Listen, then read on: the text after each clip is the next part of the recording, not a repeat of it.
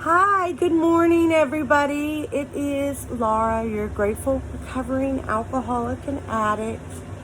It is Tuesday. I was going to make a video yesterday, and I was making a video yesterday, and then my fiance talked through it. It was like a 20-minute video, and it was kind of draining, so I didn't make it, and now I'm making it today. And what I wanted to talk about was 9/11, 2001. My daughter was 2 years old, and I was that morning I was going to real estate school, and I was at an appraisal class at a house in South Shore Harbor, and we got a phone call that something was going on. Just didn't think much of it. Now, I was in active addiction. I believe I was high that morning. I didn't use that morning. Can you believe I was going to real estate school and I was using the night before? And so if you use and you're on speed, if it's good, of course you're still going to be high the next morning. I probably pretended that I was asleep. Stuff like that. So where I'm going with this is, so we got the call, and we're like, okay, like everybody did. And then they came back in about 2 or 3 more minutes later and said, we all need to get back to the school. Well, my daughter was at Kids Are Kids, a daycare, right there over by NASA. So, my addict way, I'm thinking the worst. They're bombing NASA. I better go get my kid.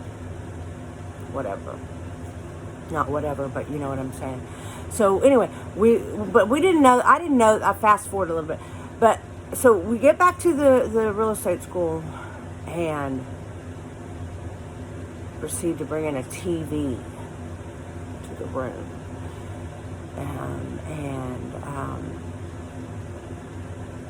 The second plane hit while we were watching, and my brother, he's passed away now. He lost his life to drugs and alcohol. He was alive. My mom had died in 2000, so she'd only been gone for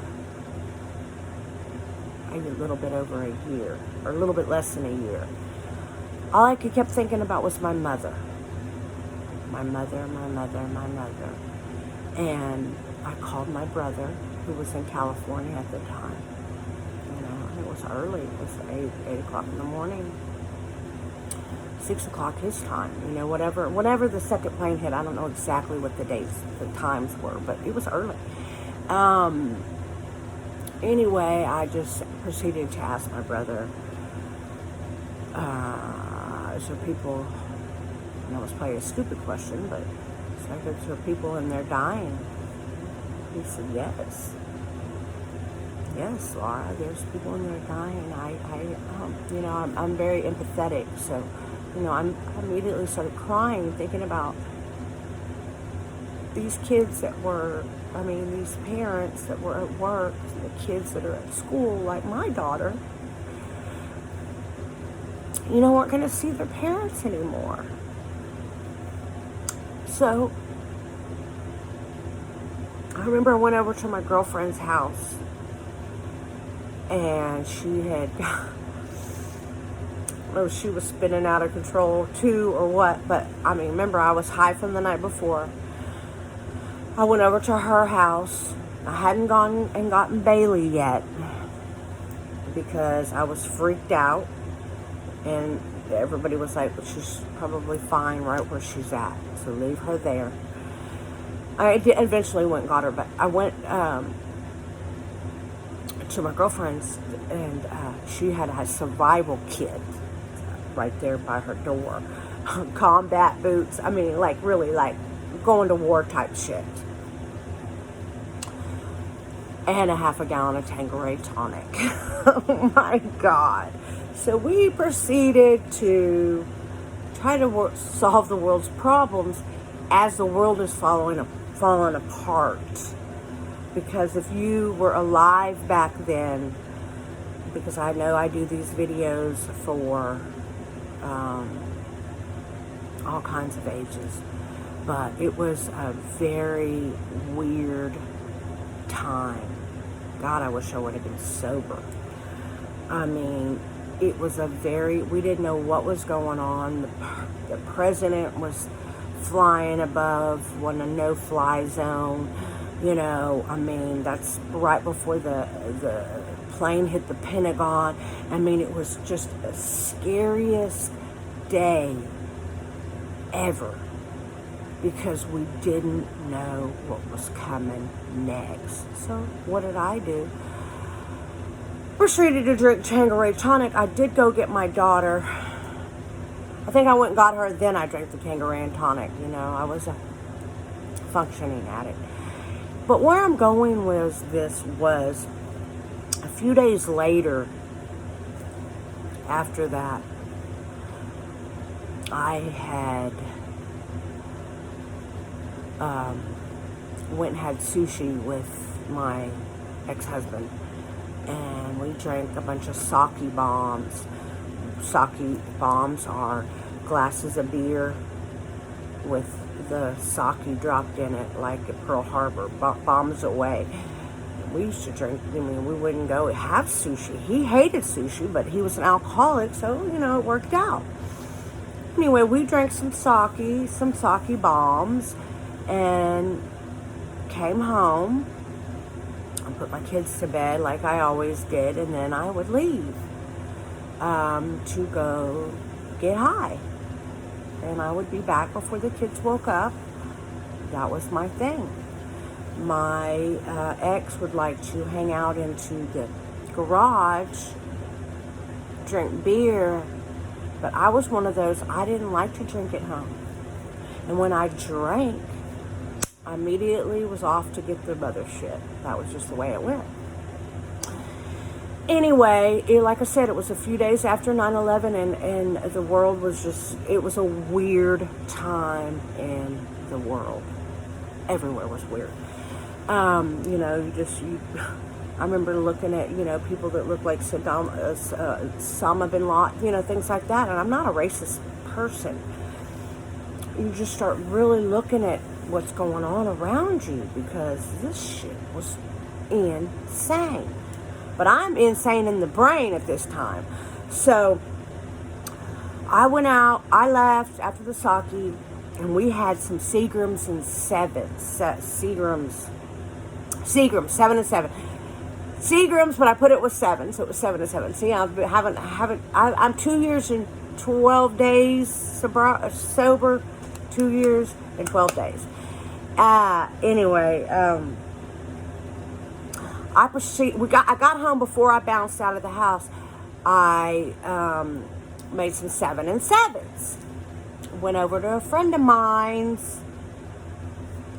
They said I was out of it, fucked up. I think they were smoking crack. I did some of that. And then I said, I gotta get home. Driving. Fucked up. I stopped at a red light, and I ended up taking a turn to a friend of mine's house that I knew lived there, but I'd never been there, and he was a drug dealer. So for years I couldn't figure out why I even went over there, because I'd never been there before. But I had to go to the bathroom, and I was at a red light, and I was like, and I didn't think I was going to make it, so that's the conclusion that we came up with. Anyway, I pulled into these guys' house. I had to pee so bad. I knocked on the door. I could see them in the window, and they didn't answer the door. Okay, these were all crackheads, and I really liked meth. Meth was my best friend. But I would do it. It wasn't like I would turn it down, but I didn't like it. Well, they didn't let me in, so I proceeded to pee on his porch. They saw me peeing. Didn't let me in. Get back in my car, which I was driving a very nice Mercedes at the time. Backed out wheel went off onto the ditch. I opened the door to get out. My car was suspended in the air. And I face planted and hit right here. You can still see it sometimes in certain light. I had 2 black eyes immediately. And I proceeded to get back in my car. Be like, what the fuck am I, what, you know. I had my ex-husband's decal on my window for his business, and my daughter's name with her gymnastics on the window. And the people inside the house, which geeked out to let me in, called my husband, ex-husband, to come get your wife. I was sitting in my car, and here comes my ex-husband. Opens the door. Get in. I got in and proceeded to lock myself in my room for a week straight. I wouldn't let the kids see me. I had black eyes from here to here because it hit here and it spread, and I hit the shit out of myself. I could have been killed. Thank God that God spared me.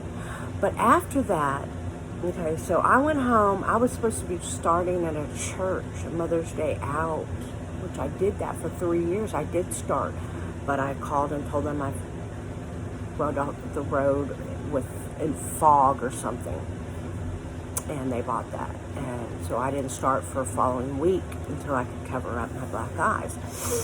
But during that week, once that happened, my ex-husband had to get my car out of the ditch that morning, jack it up. He wasn't going to call a wrecker, too cheap for that. And really, but the point is, his name was on the back of the car. Everybody knew it was me, okay? They knew it was me. And so that was horrible. I was hiding in my house for a week. He finally brought my car home.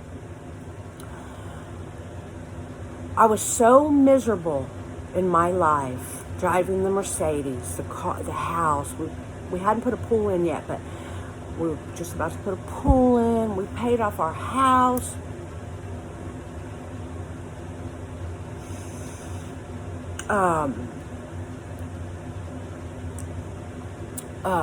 Shit, where am I going with this? I was miserable. I wanted to do something different, but I wasn't ready to admit that I was a drug addict. Well, I hadn't voiced it before, but so we're talking Bailey, this is 2001. So I didn't get clean for 17 more years. And yes, I did relapse for one day, but that was just people, places, and things. And that's not ever going to happen again. It was kind of like I was trying to break up with that person and the drugs, maybe both. I don't know. But it happened, and I'm stronger and better for it. I have to tell myself I'm proud of myself. So anyway, I wanted to change, something to change. So what did I do? The sunglasses on, got the kids in the car, and I drove to a recruiting office where I could join the military. Okay? Every time I've told this story, which I haven't told it to too many people, I think of Private Benjamin. I rolled up in the Mercedes. I had 2 beautiful children. I had sunglasses on so they couldn't see my black eyes. I told them I want to join the military, and I can remember my daughter, you're going to get killed, Dylan. Dylan wasn't born yet. Was he? No. And so, I they proceeded to tell me what do you want to do in the military? And I said, well, I want to fly planes. They said, you're too old for that. So I was like 32. The age had changed to 39 because, hey, 9/11 had just happened. So they were like, well, what else do you want to do? You're too old to fly planes. I said, well, I'll take some, I'm a great photographer. I'll take some pictures. They said, okay, you can do that. But they said, we think you need to go home, take care of your children, and come back when they're a little bit older. Or take care of your daughter. And come back. I said, okay. But the point being of this whole video was I was screaming for help, but I just didn't know how to do it. So I was willing to go join the military to get out of my own fucking head. You understand me? My shitty committee was so miserable. Even though I had everything on the outside, I was empty on the inside. So I want to thank the military, the Army. I can't remember. I think it was the Army. It was. My dad's been a military. For not taking me that day.